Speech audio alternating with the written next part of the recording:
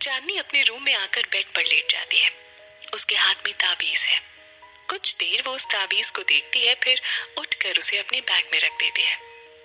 चांदनी, तू तो इतनी जल्दी आ गई। तूने तो कहा था कि तुझे ऑफिस में कुछ जरूरी काम है और तुझे देर हो जाएगी। सुमन पूछती है। राजीव सोनिया मैम के साथ दिल्ली चले गए, इसीलिए मेरा वहाँ कोई काम नहीं था। राजीव दिल्ली गया है? सुमन पूछती है। जी।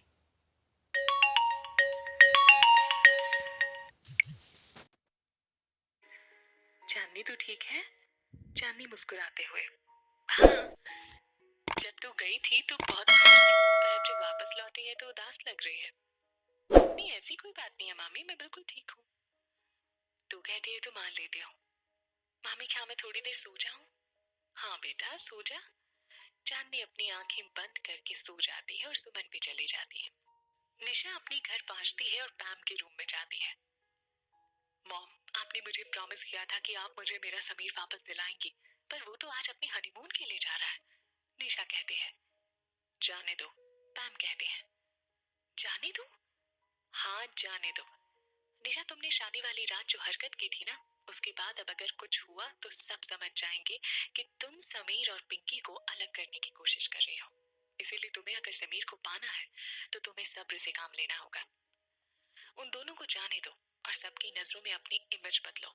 पिंकी और समीर 15 दिन के लिए ऑस्ट्रेलिया जा रहे हैं और इन 15 दिनों में तुम्हें पूनम के दिल में अपने लिए जगह बनानी पड़ेगी, क्योंकि पूनम और विशाल ही तुम्हें तुम्हारा समीर वापस दिलवा सकते हैं।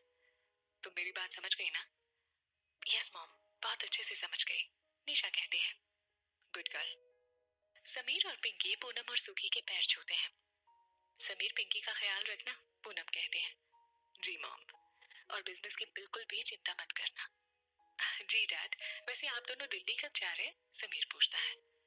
तुम तो जानते ही हो कि बलराज और मैं बहुत जल्द मुंबई में अपना हाउसिंग प्रोजेक्ट स्टार्ट करने जा रहे हैं। जब तक वो फ्लोर पर नहीं आ जाता है, हमें यहीं रहना होगा। सुखी कहते हैं। Okay dad. अब जाओ भी, फ्लाइट का टाइम होने वाला है। पिंकी पूनम के गले लगते हुए। अपना और डैडी जी का ख्याल रखिएगा माँ। तुम दोनों भी अपना ख्याल रखना। ड्राइवर, सामान गाड़ी में रख दिया? पूनम पूछती है। जी। Bye mom, bye dad. कुछ भी प्रॉब्लम आए मुझे फोन कर दीजिएगा। ठीक है। समीर और पिंकी चले जाते हैं। विशाल चांदनी के घर आता है। आंटी, चांदनी नजर नहीं आ रही? विशाल पूछता है। अपने रूम में सो रही है। सो रही है? हाँ, मैं जाकर देखता हूँ। ठीक है। विशाल चांदनी के रूम में जाता है। चांदनी अपने रूम के बाहर झूले पर बैठी है। आंटी तो कह रही थी कि तू सो रही है, विशाल कहता है। सोने की कोशिश की थी पर नींद नहीं आई। राजीव दिल्ली चला गया इसीलिए अपसेट है? चांदनी मुस्कुराते हुए। नहीं, बल्कि बहुत खुश हूँ। तुम्हें पता है, सोनिया मैम ने राजीव को उनके दिल्ली प्रोजेक्ट का इंचार्ज बना दिया है। विशाल खुशी से। व्हाट? चांदनी झूले पर से उठकर। हाँ, और मैं उनके लिए बहुत खुश हूँ। अब उनके सारे सपने सच हो जाएंगे। और तेरे? मेरे? अगर राजीव के सपने सच हो गए तो मुझे लगेगा कि मेरे भी सच हो गए। वैसे तुम तो निशा से मिलने गए थे ना? हाँ। एक बात कहूँ विशाल? बोल। विशाल, निशा एक बहुत अलग लड़की है। जहाँ तक मैं उसे जान पाई हूँ ना, वो तुम्हारे लायक नहीं है। तुम उससे कई गुना ज्यादा बेस्ट डिजर्व करते हो। मैं जानता हूँ, निशा बहुत अलग है और वो कभी बदल नहीं सकती, पर क्या करूँ, दिल के हाथों मजबूर हूँ। चांदनी मुस्कुराते हुए। काश कि इंसान के सीने में दिल ही नहीं होता, तो जिंदगी कितनी आसान हो जाती ना। तू ठीक तो है ना? हाँ हाँ। ऐसी बातें तो वो करते हैं जो कमजोर होते हैं चांदनी, पर तू आज अचानक से इस तरह की बातें क्यों करने लगी? जब हम किसी के इतने करीब होकर भी उसके दिल तक ना पहुंच पाए ना, तो इंसान कमजोर तो पड़ ही जाता है। चांदनी कहती है। मैंने राजीव की आंखों में ना तेरे लिए परवाह देखी है, और शायद प्यार भी। और मैंने आज राजीव की आंखों में अपने सपने सच होने की खुशी देखी है।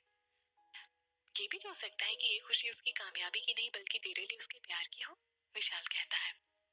मत दिखाओ मुझे ऐसे सपने विशाल, जिनके टूट जाने का दर्द सहना मेरे लिए मुश्किल हो जाए। चांदनी, आखिर तुझे हुआ क्या है? चांदनी विशाल के गले लगकर। विशाल, मुझे लगता है कि सोनिया मैम भी राजीव से प्यार। क्या? पर तुझे कैसे पता?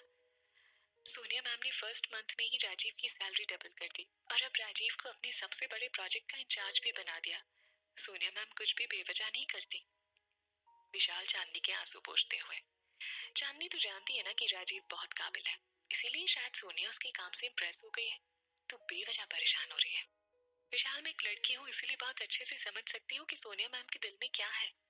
विशाल परेशान हो जाता है। चांदनी, तुझे सोनिया की नहीं बल्कि राजीव की फीलिंग से फर्क पड़ना चाहिए। चांदनी मुस्कुराते हुए, मैं भी ना, पता नहीं क्या क्या लेकर बैठ गई। चाय पियोगे? हाँ, मैं अभी बना कर लाती हूँ। कान्हा जी, ये सब क्या कर रहे हो आप? अगर पिंकी की तरह चांदनी को भी अपना प्यार आसानी से मिल जाए तो उसमें आपको क्या प्रॉब्लम है? क्यों चांदनी के हिस्से सिर्फ आंसू आ रहे हैं? प्लीज भगवान, अब बहुत हुआ, अब बस करिए प्लीज।